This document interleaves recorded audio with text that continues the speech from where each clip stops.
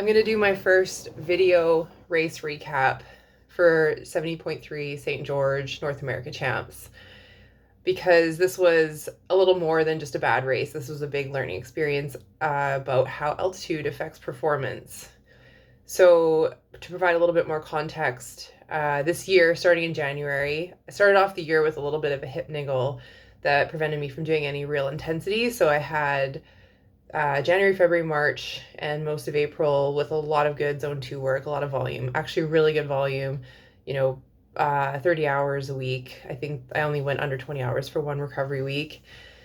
And near the race, closer to the race, 2 to 3 weeks out from St. George, I had some really good quality, some good sharpening. We dropped my hours down to about 25 hours a week and had some really good bike power numbers, runs off the bike, PB runs off the bike. So going into St. George, I was actually reasonably optimistic. I wouldn't say like confident in an excellent performance, but optimistic that I could maybe put something together. Maybe on a very good day, maybe crack the top 10. That was like a possibility in my mind. So I sort of had this little bit of an expectation, maybe going in. Was maybe setting me up for a little bit of failure there mentally, but you got to sort of set goals and dream a little bit. So going into the race, feeling good. Travel was good. Traveled on Tuesday for a Saturday race. Landed in St. George Tuesday night. Wednesday, Thursday, Friday, I felt mentally really good. I was really excited to race. I, had this energy I think more mental energy to race, but I actually was extremely tired. Wednesday, I think I just felt tired because of travel, chalk it up to a long day of getting yourself from A to B. But there was a lot of excessive yawning, which was really weird to me. I just couldn't, I was like, maybe it is a bit of acclimation to the altitude, which, by the way, St. George, I think where I was staying, Ivans, is about 3,000 feet. Over in Hurricane, where the race starts, is about 4,000. So let's call it like a general average of about 3,500 feet. And Kamloops is 1,100, where I live and train.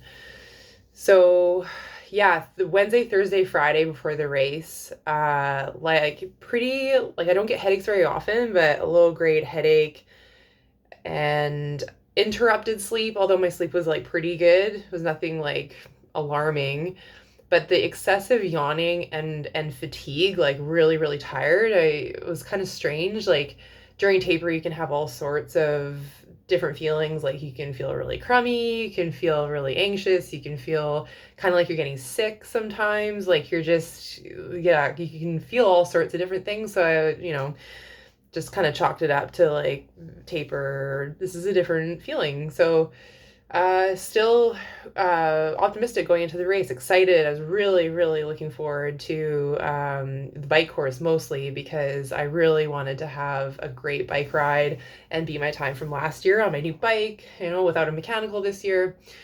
So had a good sleep. 6 hours, I think, uninterrupted sleep before a race is really, really good. And breakfast was good, morning was good, felt good, shuttle, nothing, no hiccups. Getting to the race start was pretty smooth, aside from ripping a massive hole in my wetsuit about 20 minutes before the race started. There wasn't really any drama. That got sorted out really quickly. Thank you to a race buddy of mine who had a spare, which was I was ready to duct tape my leg, which would not have gone very well.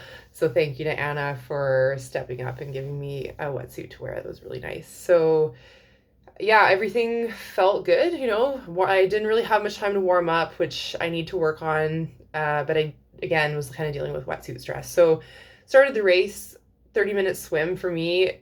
Without feet, I kind of lost the group. Wetsuit was a bit like quite tight actually. So I was not quite swimming, I think, to my ability, but for me, a 30-minute swim, I was quite happy. I was like, okay, I knew that the front group was going to swim about 26, and then there'd be like a middle pack. So I was mentally preparing to start hunting on the bike, but out of the water, couldn't catch my breath. It's like, when you go to take a lung full of air, just sitting here, you take a deep breath, but sometimes you don't quite get that full lung feeling, and you kind of keep taking a deep breath until you feel good, and then you can relax and you get a hold of your breathing. that's how I felt all day. I just couldn't catch my breath out of the water. I could barely run to my bike. I was taking my wetsuit off, had to put my kit up because I swim with my race kit down around my waist just for better shoulder mobility. I took time in T1, like before I got on the bike, trying to catch my breath, and I just couldn't. I started the bike and was like, okay, just, get out there, get your legs moving, wait till the first big descent to kind of just tuck and stop pedaling, get my heart rate down, relax, and get my legs under me. Just kind of kept feeling optimistic that right around the corner I'd be able to catch my breath and get my heart rate down. And it just literally never happened. It was honestly the worst feeling I think I've ever had during a race, where like your brain wants to go and you just can't, like, just every breath was like I just was starved for oxygen, which is exactly what was happening because that's what happens at higher altitude. So I guess the biggest question that I haven't really been able to answer is, why was it so different from last year? Because I remember last year feeling quite good on the bike. Like, I was ready to rock. I was like hammering. I got my, I had my mechanical, I got it sorted, got back on the bike and was like, saw people ahead of me and I was like chasing after them.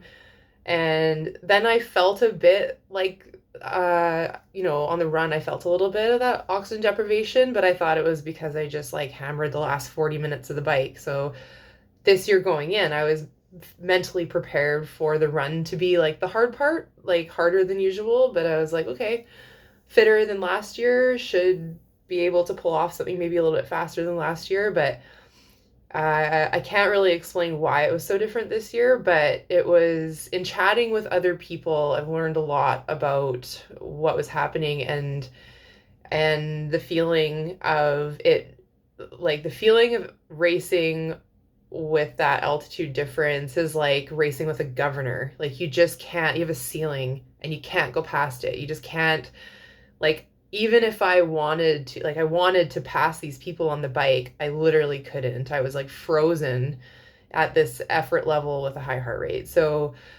I, if I do go back next year, there will be some changes in my preparation, and I look forward to talking to different people about their experiences. And I am open to hearing people's suggestions. Feel free to comment or DM anytime with ideas. And yeah, just one of those big learning experiences that was one of the hard lesson learned. I'm still so new in the sport that I'm learning these big hard lessons still. Like, I'm fine tuning some things, but I'm still like, that was, I think a lot of experienced athletes know about this phenomenon. And I sort of did, but I don't have any experience with it. In my previous athletic life, I have a lot of experience acclimating to heat, playing soccer in different climates, and Tulsa was very, very hot.